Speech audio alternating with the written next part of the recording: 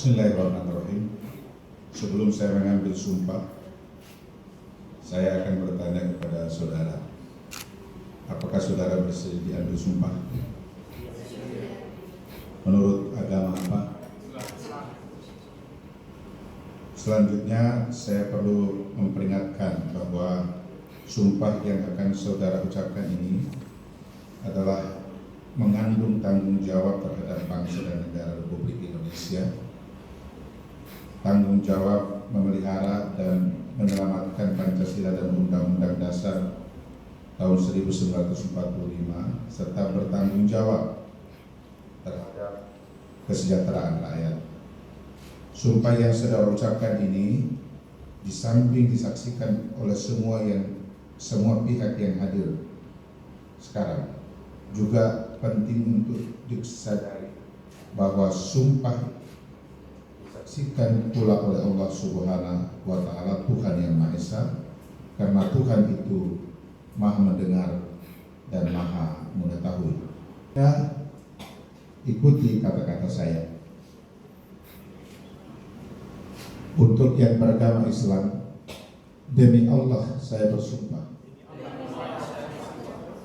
Untuk yang beragama Kristen, demi Tuhan yang Maha Esa, saya mengatakan dan berjanji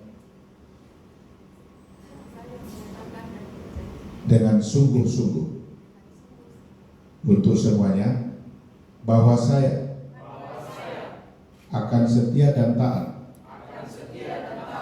kepada Undang-Undang Dasar Negara Republik Indonesia tahun 1945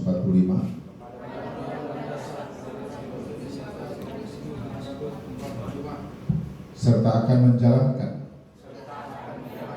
segala peraturan perundang-undangan dengan seluruh-seluruhnya demi dharma bakti saya kepada bangsa dan negara, bahwa saya telah menjalankan tugas jabatan, akan menjunjung tinggi etika jabatan, bekerja dengan sebaik-baiknya dan dengan penuh rasa tanggung jawab,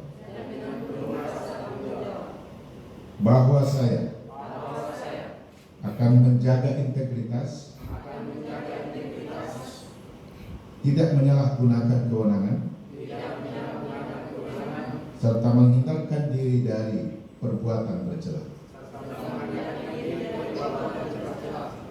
Untuk yang beragama Kristen, kiranya Tuhan menolong saya.